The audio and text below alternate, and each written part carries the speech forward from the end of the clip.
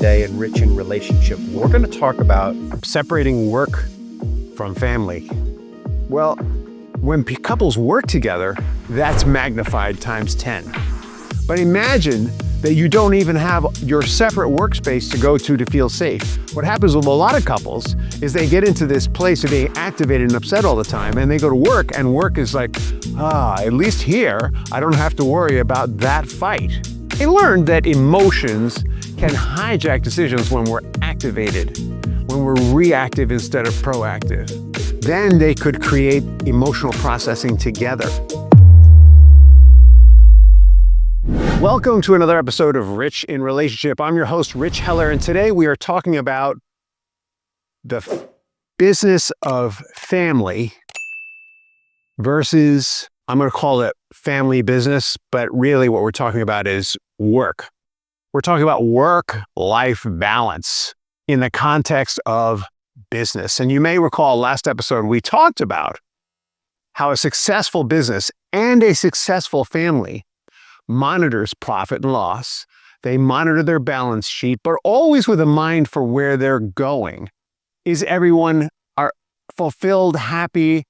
Is everyone growing? Is there the resources that we need for the kids' college to take care of our retirement, etc.? It isn't just about more money, right? Because we know the love of money is the root of all evil. And in this episode, we're going to talk about how to start to separate out work and family. Because family can be work, and work can feel like family.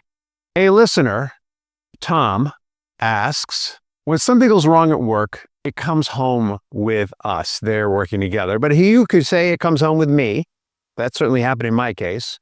When there's tension at home, it affects business decisions. How true is that for most of you? We can't seem to separate the two. How do you stop everything from feeling personal? Now, this is a huge question, right? Theoretically, when we're at work, nothing's personal, and yet it can feel very personal. When we go through our annual review, or if we're working together in the same business, it feels really personal. When we bring our work home with us, whether we're working together and living together, or whether we're working separately and living together, when we bring our work home with us, our stresses about work, our concerns about work, it can impact the relationship as well. Maybe one of you is doing much better than the other, and you want to support your partner in their success and prosperity, and at the same time, you feel inadequate next to that because you want more. Maybe that's happening. Maybe you're working together in a business and one of you is in charge and the other one isn't. And when you go home, you can't seem to shed that role of the other one being in charge and the other one not. But at home, it definitely should be shed. I'm not going to speak for the business because every business is set up differently. These are all ways that our roles and relationships at work and at home can overlap and become uncomfortable. Brad and Gwen worked together and lived together, and they would process their business stress emotionally. And what that would mean is if they got stressed about work, it would come out between the two of them. They'd start fighting amongst themselves. And that stress would show up operationally. They'd be, when we're activated, when our amygdala is fired up, it impacts systems. We blow through systems when we're activated. Right? Think about it. When the two of you and your partner have a fight, the gloves come off, there are no rules. In fact, I would argue that couples, whether they're working together or not, when they have a fight, they treat each other at home in ways they would never allow themselves to be treated by other people, or they would treat their partner like they would never treat another person. Look, in public, they'd probably just walk away and go, this isn't worth it. But at home, you can say anything. You can make any kind of diminutive remark. Well, when couples work together, that's magnified times 10. And when they don't work together, that happens pretty well anyway. Well, Brad and Gwen were having a lot of this. Gwen said, I didn't know if he was upset with the decision I was making or if he was upset with me. And Brad said, I feel like every conversation is high risk, high stakes. And neither of them felt safe. They didn't feel safe at work, except when they were working individually. And they didn't feel safe at home, except when they were working individually. So here they were, two people who needed to be the ultimate team, and it was destroying them at work and at home. And some of you are working separately in different businesses, separate from your home, and coming home and having that experience. So you know what I'm talking about.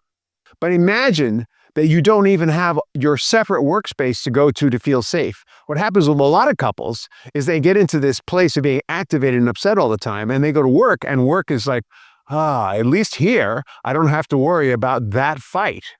Well, Brad and Gwen would go to work, and that fight would go to work with them, and it would go home with them. And so the good news for them was, because they had no outlet, they really needed help, and they came to Rich in Relationship.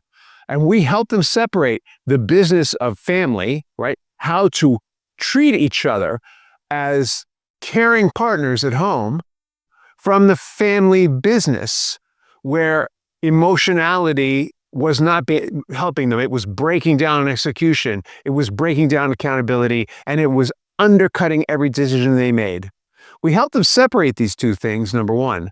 And we helped them to think about, hey, if I were not in business with Gwen, would I talk to my partner this way?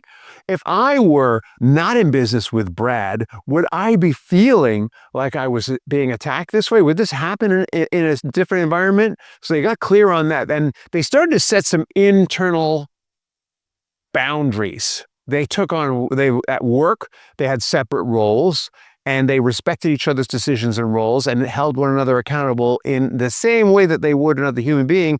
And at home, they learned how to work better as a team, because they learned that emotions can hijack decisions when we're activated, when we're reactive instead of proactive. And the decisions we make when we're reactive, they actually destroy connection. That decision to be snarky, that decision to be snide, that decision to be openly hostile, that decision that guys sometimes make, that, well, she's yelling at me, I can yell at her because men and women are equal. Well, guys, it does not work that way. Because the fact of the matter is, most of us outweigh our partners by a good 20, 30, 40, 50 pounds. We're physically bigger, and the male body is built to take a hit in a way that the female body is not. Not that women can't get tough, not that women can't hit, but on a basic survival level, when we get angry, there's a ferocity to it that's different when a woman gets angry. And I'm not telling you that when my wife yells at me, a part of me doesn't quiver a little at times. What I'm telling you is, when I get very emotionally violent, her reaction is more fearful, even more fearful than mine. I want you to know my wife can be pretty scary, guys, so I don't go there with her. I'm not joking when I say that. When Brad and Gwen came to us and they separated these things out, and they learned to manage their own reactivity at home and at work, they created space to process emotionally separately. And once they were reset and in a proactive mindset, meaning their cerebral cortex was active, not their amygdala, then they could create emotional processing together. At work, they were able to have operational meetings where they weren't reactive and emotionally off base, and that carried over to home. And they needed some help with that at first, because at first, when we've been so reactive and so triggered, so emotionally hijacked, sometimes we need a third party to create a safe space for us to learn when to come apart and when to come back together. Gwen said, once my feelings had a place, they stopped leaking everywhere. And Brad said, once decisions weren't emotional, I felt like I had the freedom to do the next right thing. You see, it's not unusual for us to think that boundaries need to be hot. A lot of times when we set boundaries, it comes out like this. If you do this again, here's the consequence. That's not a boundary. That's an attempt to control the other person, to train them. Boundaries can be loving of ourselves. Boundaries can be loving of the other person. But before we can set boundaries, we need to have clarity of who's responsible for what behaviors are acceptable, and what behaviors are not. And I submit to you that if you wouldn't do it at work, you probably shouldn't do it at home. Now, some of you are working in work environments that are very aggressive. And so that rule may not be this hold for you. I have a client right now who works in finance, and apparently it's okay to be reactive in that environment. And I'm going to tell you that that's not an ecology you want to take home with you.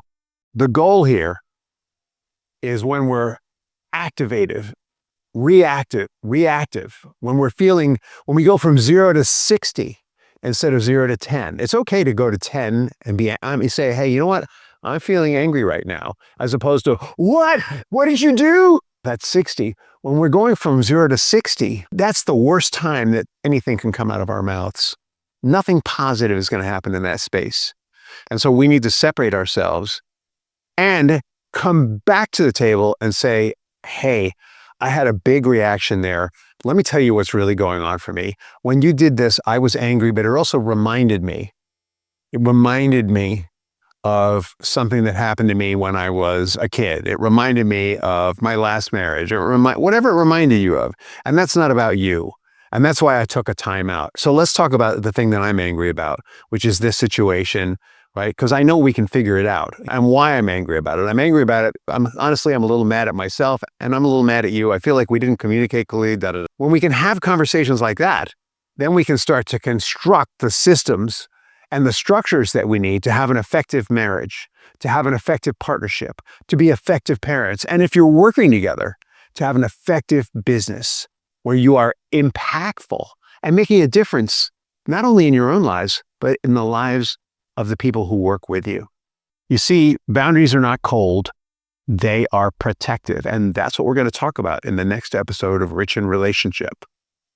Hey, I'm going to tell you again, please share, subscribe this podcast with people if you're getting anything from it. We don't charge you money for it. We don't run ads. This is a personal mission for me to save 10,000 families from the destruction of reactive behavior that has no place in the family system. Because once that's taken out, you wouldn't believe how much easier it is to get along and figure things out.